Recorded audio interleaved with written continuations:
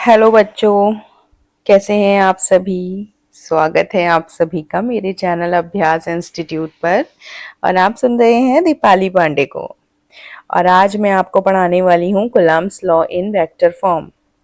बच्चों, ये टॉपिक पढ़ाए गए पिछले टॉपिक से थोड़ा सा कनेक्टेड है। और इस टॉपिक को समझने के लिए आपको कुलाम्स लॉ की पूरी जानकारी होनी चाहिए। जैसा कि मैंने आपको पहले भी पढ़ाया है कि जब भी कोई दो चार्जेस एक दूसरे से किसी डिस्टेंस पर रखे होते हैं तो उनके बीच एक फोर्स लगता है। मतलब जैसे मैंने माना ये दो चार्जेस हैं, ये एक दूसरे से कुछ डिस्टेंस पर रखे हुए हैं, तो या तो एक दूसरे को रिपेल करेंगे या फिर एक दूसरे को अट्रैक्ट करेंगे। डिपेंड करेगा इन चार्जेस के नेचर पर। ठीक है, तो इनके बीच का जो फोर्स लग रहा है उसे हम कूलम्ब्स लॉ से कैलकुलेट करते हैं। और उस फोर्स का मैग्नीट्यूड ये होता है के Q1 Q2 over are square. ठीक है, अब है क्या, अगर हम कूलम्ब्स लॉ को वेक्टर फॉर्म में कैलकुलेट करने जाते हैं तो हम ये भी साथ ही साथ डिफाइन करने की कोशिश कर रहे हैं कि इन दोनों के बीच लगने वाला जो फोर्स है उसका नेचर क्या है, उसकी डायरेक्शन क्या है। ठीक है, ये चीज क्लियर है। तो देखो, सबसे पहले ये समझो कि दो चार्जेस हैं Q1 और Q2 और वो एक दूसरे से r डिस्टेंस पर रखे हुए हैं। अब जब ये फोर्स r डिस्टेंस पर रखे हुए हैं और ये स्टेशनरी चार्जेस हैं तो Q2 पर Q1 जो होगा वो एक फोर्स लगाएगा और ये फोर्स इस डायरेक्शन में टुवर्ड्स राइट लगेगी और इस फोर्स को हम F21 पढ़ेंगे। F21 का मतलब है force on second charge with respect to first charge. देखो F21 समझो, F2 means force on second charge due to first charge. और अगर इसको उल्टा करके लिख दें F12 तो इसका मतलब क्या है, force on first charge with respect to second charge. अच्छा, इतना क्लियर हुआ। आप देखो, साथ ही साथ हमें ये भी पता होना चाहिए कि F12 की डायरेक्शन में यूनिट वेक्टर क्या है। क्योंकि अगर हम किसी भी फोर्स को वेक्टर फॉर्म में शो करेंगे तो वेक्टर फॉर्म में शो करने के लिए हमें उसका यूनिट वेक्टर भी पता होना चाहिए सेम डायरेक्शन में। तो जब हम 1 से 2 की तरफ को चल रहे हैं तो हमने यूनिट वेक्टर 1 2 ले लिया, R12 कैप। और जब हम 2 से 1 की तरफ को चल रहे हैं इस तरफ को, तो हमने जो यूनिट वेक्टर ले लिया वो ले लिया R21 कैप। इतना क्लियर हुआ। अब आ जाओ एक सिंपल से टॉपिक पर, मीन सिंपल से फॉर्मूले पर, जो कि आपको ये बताता है कि मान लो कोई यूनिट वेक्टर है, जैसे R12 की बात करूं मैं, R12 कैप ये यूनिट वेक्टर है। और यूनिट वेक्टर का फॉर्मूला क्या होता है, वेक्टर अपॉन उसका मॉड।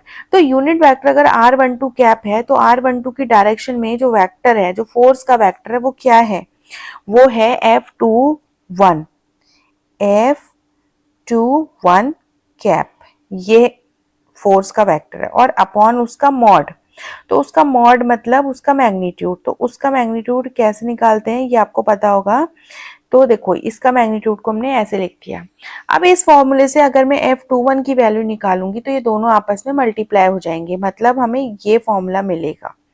इस वाले फॉर्मूले से हमें ये फॉर्मूला मिलेगा, F21 बराबर F21 का मॉड इंटू R12 कैप।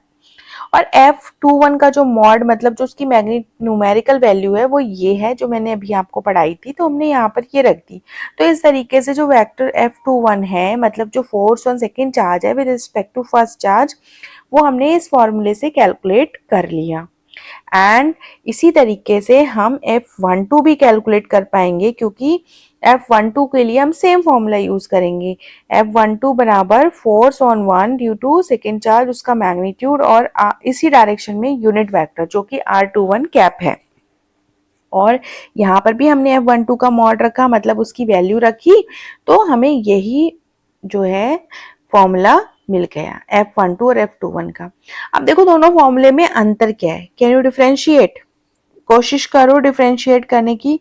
देखो डिफरेंस ये है कि दोनों के दोनों जो फोर्स वेक्टर्स हैं उनका जो यूनिट वेक्टर है ना वो अलग अलग है।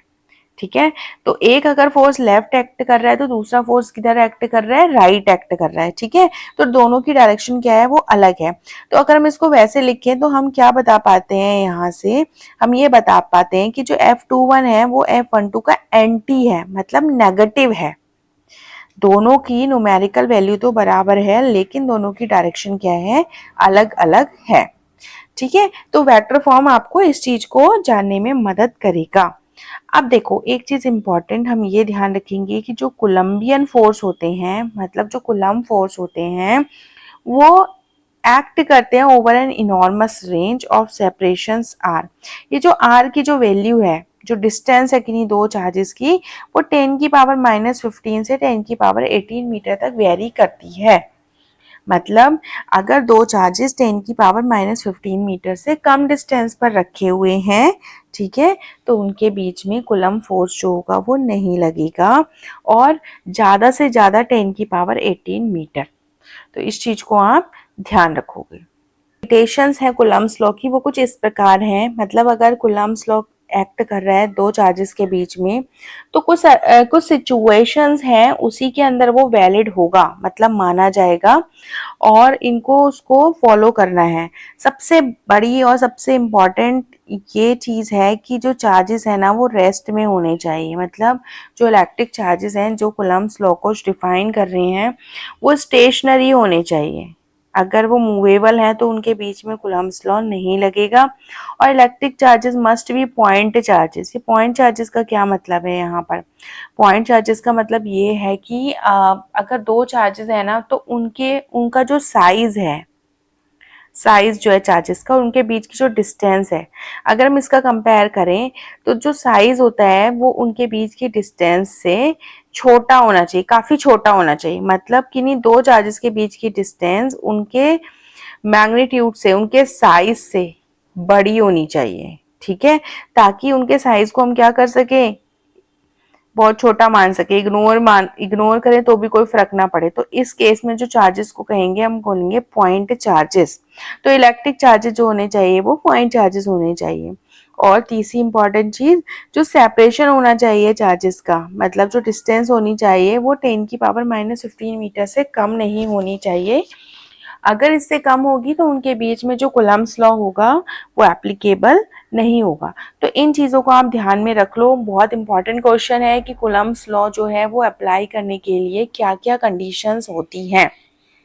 तो बच्चों ये क्लियर हुआ होगा आप सभी लोगों को इस टॉपिक में। अगर अभी भी कुछ डाउट लग रहे हैं then feel free to ask. ये जो मैं नोट्स बना रही हूँ, मुझे लगता है एक एवरेज बच्चा, बिलो एवरेज बच्चा, या फिर एवव एवरेज बच्चा, ये तीनों के लिए ही जो है वो फायदेमंद है, मुझे ऐसा लगता है। तो अगर फिर भी आपको कुछ लग रहा है कि मैम नहीं इसके अलावा और भी कुछ ऐड करिए, तो just let me know. Otherwise इसका बेनिफिट लीजिए और पढ़ाई करते रहिए। चलो अब हम अगला टॉपिक अगली वीडियो में पढ़ेंगे। तब तक के लिए टेक केयर, बाय बाय।